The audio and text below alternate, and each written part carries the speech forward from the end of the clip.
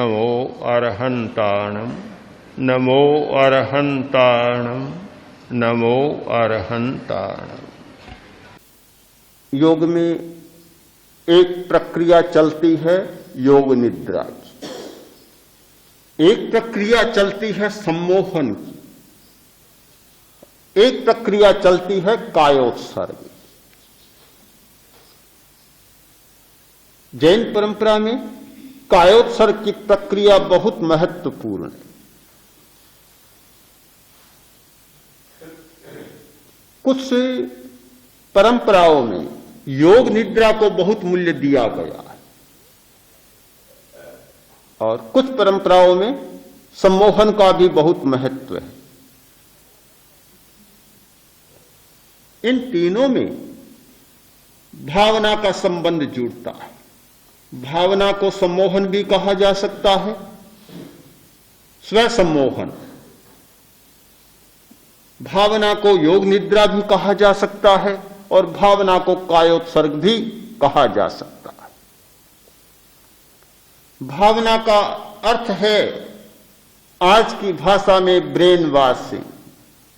बहुत प्रक्रिया चलती है राजनीति के क्षेत्र में।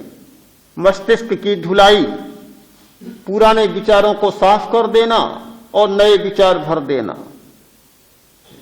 बहुत प्रक्रिया चली है और परिवर्तन भी किया गया है। ये भावना मस्तिष्क की धुलाई करने का बहुत बड़ा साधन है। एक प्रकार की बात को बार बार दोहराते जाएं, पुनरावृत्ति करते जाएं, करते करते एक क्षण ऐसा आता है कि पुरानी बात छूट जाती है और नई बात आपके चित्त में जम जाती है। जब तक ये धारणा हमारी जमी हुई है कि हमें कोई सुख दुख देने वाला है, उसी को मानकर हम चलते हैं और जब कोई ऐसी घटना आती है तो वही दृष्टि हमारी साफ हो जाती है।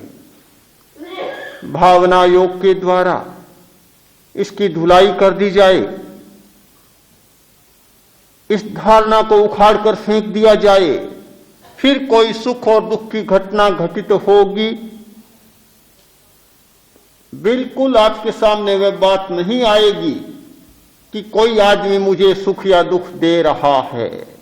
फिर दृष्टि साफ यही होगी कि मैंने कोई ऐसा कृत्य किया है, कोई ऐसा आचरण किया है, उसका परिणाम मेरे सामने आ रहा है। पूरी दृष्टि अपनी सीमा में चली जाए।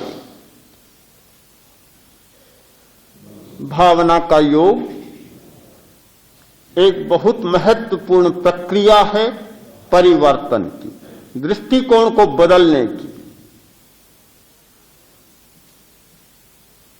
क्या एक बात को बार बार दोहराने से संस्कार हो जाएगा?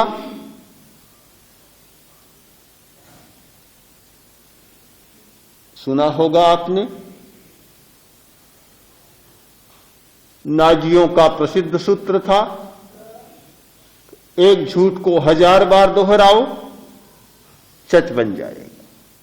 बहुत प्रसिद्ध उनका सूत्र रहा है। जब 1000 बार दोहराने से एक झूठ बात भी सच बन जाती है, तो 1,00,000 बार दोहराने से क्या सच सच नहीं बनेगा? आवृत्ति का भी अपना महत्व होता है। आज के विज्ञान का विद्यार्थी इस बात को जानता है। किसी भी सूक्ष्म बात को पकड़ने के लिए आवृत्ति पर भी ध्यान देना होता है। किस फ्रीक्वेंसी में क्या पकड़ा जा सकता है, इस बात को वह जानता है। सारे संसार में ध्वनियां फैल रही है, ऐसे तो कोई नहीं पकड़ सकता।